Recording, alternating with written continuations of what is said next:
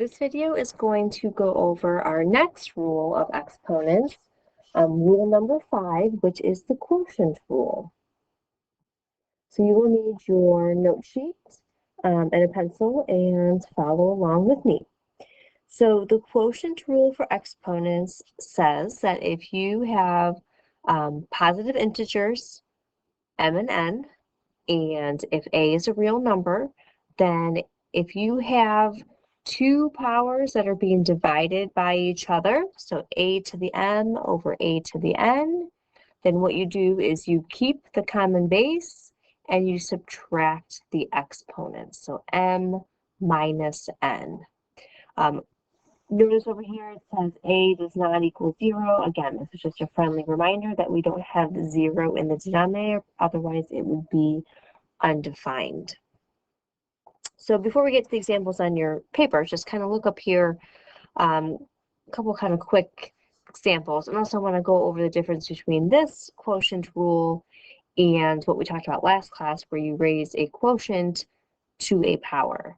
So say you have, let's just do like x to the second, you know what, let's make that x to the 5th over x to the 2nd. Okay, so what this property is saying is that because they have the same base, you can then just subtract the exponents, so 5 minus 2, so you get x to the 3rd.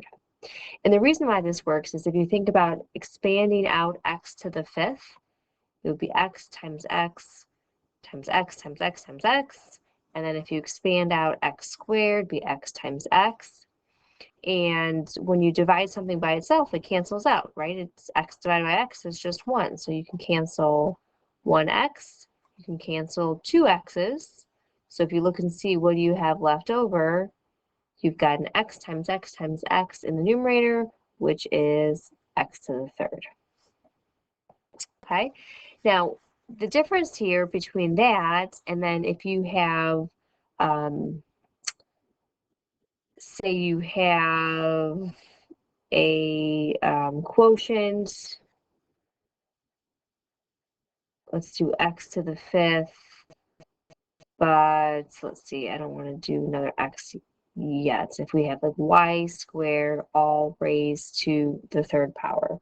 So notice the difference here is in the first example, we're dividing the same base. What we did last class was, we just had a quotient of anything. It could be numbers, variables, but then that entire quotient or that entire fraction was then being raised to another power, and that's when you distributed the power inside, multiplied. So 5 times 3, so x to the 15th, 2 times 3, y to the 6th. Okay, and then these are different bases, so there was nothing else we could do. Okay, so we're still looking at quotients here. We're looking specifically at dividing numbers that have the same base, and we're going to subtract the exponents. So let's look at example 1. So we have 2 to the 4th divided by 2. Remember, if you don't see an exponent there, you can put the 1. So they have the same base of 2. So the common base is going to be 2. And then the exponent, 4 minus 1, is 3. So 2 to the 3rd, which is 8. Okay, the next one, so we've got negative 3 raised to the 3rd power. Here, even though we don't see the parentheses in the exponent, we can put them in, just kind of makes it look a little bit more consistent with this rule. So we have this common base of negative 3, and then the new exponent would be 3 minus 1, which is 2. And then negative 3 squared with the parentheses is a positive 9. All right. Also remember, you can do all these ones on your calculator because there's no variables, but I really want us to practice with these exponent rules so that we can get good practice with them. All right, let's look at example 2. So we have 2x to the 5th divided by negative x to the 3rd. So one thing that you might want to do is break it apart. Okay, so think about expanding it out into the factors, but I'm going to leave it in exponential form. So leave x to the 5th as x to the 5th, but break apart the 2 times x to the 5th. And then in the denominator, it's really, think of it as like a -1 times x to the 3rd. So I'm just going to, again, break those apart with a little multiplication symbol. Because when you're dividing, you can only divide the same bases when you're dealing with exponents. But the numbers here, the 2 and the -1, those are the coefficients. Those you just divide like normal division of numbers. So 2 divided by -1 is -2. Okay, so I can rewrite that as -2. And then with the powers here, x to the 5th divided by x to the 3rd, this is where you can then put it together into one power. So x to the 8th power. Oops. Hold on. Oh, did you catch that there? I subtracted, yet I added. Whoops. So subtract our exponents. 5 minus 3 is 2. Sorry about that. Okay. So take a minute and kind of look at that one just for a second. I know that was a little bit different, but we've got the 2 times the x to the 5th, and then -1 times x to the 3rd. But the only exponents we're dealing with are with the x to the 5th and x to the 3rd. So again, the 2 divided by -1, you're just going to simplify that using basic division. 2 divided by -1 is -2. So it's just the x to the 5th divided by x to the 3rd where you're going to apply this rule, and that's where you're going to subtract the exponent. So 5 minus 3 is 2. All right, let's apply kind of that same idea on the next one here. So in the numerator, I'm going to break that apart. I'm going to say 2 times m to the 4th times n to the 4th. And in the denominator, 2 times, and I'm going to just do the same order. I'm going to put my m in front and then my n. So m squared times n, and I'm going to put an exponent of 1. So when we go to simplify, so any coefficient, so 2 divided by 2, just divide, which is 1, that cancels out. And then here you're going to apply this exponent rule twice. So you've got your m's, so m to the 4th divided by m squared, so you're going to subtract 4 minus 2. And then with your n's, you're going to do it again, so n to the 4th divided by n to the 1st. So subtract those exponents. So when we simplify our m's, 4 minus 2 is 2. When you simplify your n's, 4 minus 1 is 3. So it'd be m squared n to the 3rd. And one thing just to keep reminding yourself is when you're simplifying, the idea is you want to, break down any parentheses, reduce any like coefficients and numbers and simplify. And then as far as your variables, you want them just to appear once in your final answer. So we're trying to combine it all. Like here you've got x's in the numerator and denominator. Here you've got m's and n's in both numerator and denominator. You want to just put it all together so you see your variable only once. Then you know it is simplified. All right, let's flip it over and look at example 3. Again, we can break this apart, okay? Or if you can start to kind of see like, oh, look, 3 and 3 cancel, a divided by a cancels. So really what we're looking at is b to the 3rd divided by b to the 7th. Now, this one's a little tricky, and this is actually going to lead us into another property a little bit later. So if we divide, we have the same base, so we need to subtract our exponents, right? So b to the 3 minus 7, which is -4, okay? Negative exponents we're going to deal with later, okay?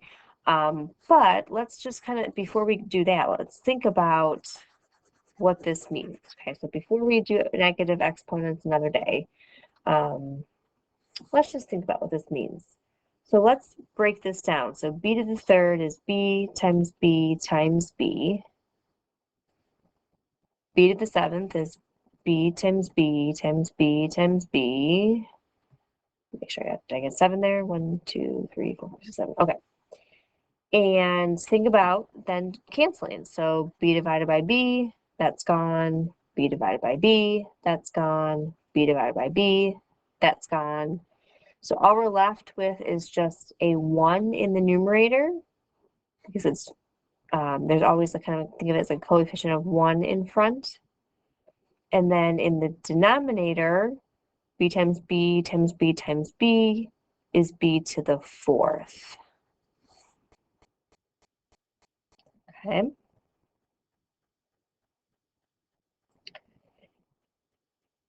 Let's look at the next one. Let's see. I need to give myself a little bit more room. Hang on. I'll come back and talk about this statement here for your notes in a second. Just get that out of here for a second. All right, so the next one, we kind of use that same process. So the numerator, we've got 2q to the 3rd, r to the 4th. Denominator, I'm actually just going to rearrange that. So 4, let me do my q next. I'm just trying to have it lined up nicely with my numerator. And then I'm going to do my r to the 3rd, and then I still have a p squared. Okay, so if we just kind of split these all apart. So then 2 divided by 4 is 1/2, or like, so we're taking out a 2 from each. Okay, we're leaving this in fraction form, so we've got a 1/2. And then our q's, this is kind of similar situation to the last one.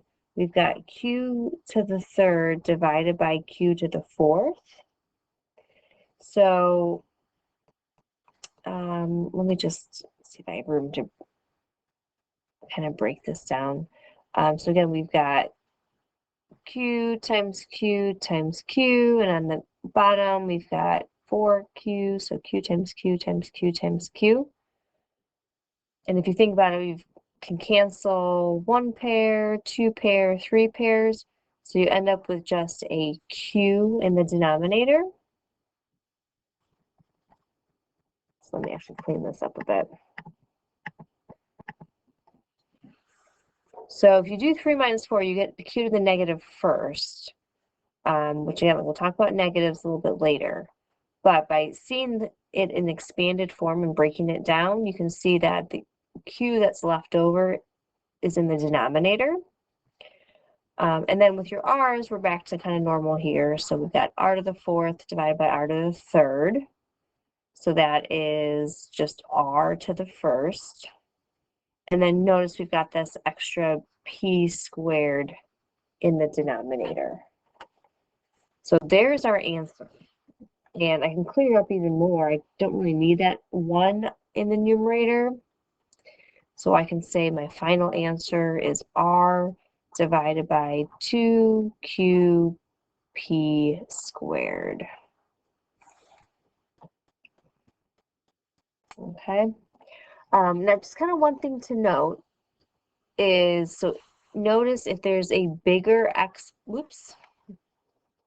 drawing crooked here. If there's a bigger exponent in the denominator, then that answer goes in the denominator. Okay, so that's looking up here at these 2 examples. So notice how b to the 3rd and b to the 7th, you have the bigger exponent was in the denominator. So basically you're just finding the difference. So you're subtracting, but always just take the bigger minus the smaller and just think, okay, well, what's the difference between 3 and 7? It's 4. And then so that exponent b to the 4th is going to go wherever you see the bigger exponent. So see there how it's in the denominator? And then that same thing over here. So q to the 3rd over q to the 4th. The difference between 3 and 4 is 1. And then the higher exponent was in the denominator, so that answer q to the 1st went into the denominator. Okay. I know that can be kind of the tricky part to this. So we'll just keep working on that, and we'll see some more examples. But let's look at the last example. So here is where we actually have to apply a couple different rules. So kind of my recommendation here. So first, think about your order of operations, right? So PEMDAS, please excuse my dear Aunt Sally, right? So the first thing is parentheses. So if you see parentheses, always try to start inside and see if there's any sort of simplifying or cleaning up you can do. If you don't see parentheses, but instead you're looking at a quotient like this, think of it more as, you know, the top is kind of one group and then the bottom is another group. So the parentheses, it's still kind of using that order of operations, but it's more of like a grouping symbol. So think about tidying up the top first, tidying up the bottom second, meaning kind of simplify what you can, then apply the quotient rule. So like in the first one here, let's just focus on the numerator. So we've got a 3 times x. I'm going to just rearrange. I've got another x squared, and then I have a y to the 4th, and I have a y. Okay, and then in the denominator, it's just xy squared. There's really nothing we can do. But if I keep working up there in the numerator, I can clean that up by putting together my x's and my y's. So this goes back to just the product property, where if you're multiplying, you add the exponents. So we get 3x to the 3rd, y to the 5th, over x, y squared. Okay, then we can apply our quotient rule. So I've got an x to the 1st. So when I divide my x's, I subtract 3 minus 1. So 3 times x to the 2nd. And then with your y's, subtract 5 minus 2. We get y to the 3rd. And there's your answer. All right, then last example. So again, let's look and see if there are any kind of individual simplifying we can do on the top or the bottom. So in the numerator, we can raise everything to the 2nd power. So we've got 2 to the 2nd, and to the 4th to the 2nd, and to the 3rd to the 2nd. And then in the denominator, we've got kind of some rearranging we can do. So we've got a 2 times 2. And then as far as our m's, we have m to the 5th times m. And then we have n to the 3rd.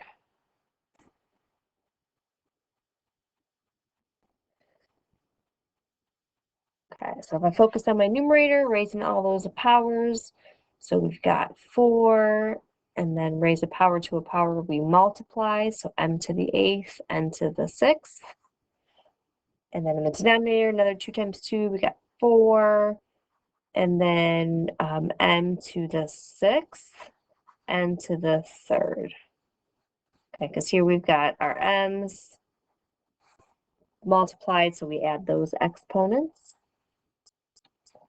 And then here we can cancel out our 4's.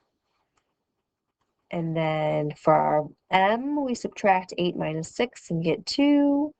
And subtract 6 minus 3, we get 3. So our final simplified answer is m squared n to the 3rd. All right, and so there's the quotient rule. We will kind of do more work with this next class, do some review. So this is just kind of an introduction. So if you have questions, let me know. But you know, right now we're just kind of focusing on the other rules. So just kind of keep doing your practice, keep looking at some examples, and like I said, come see me if you have any questions.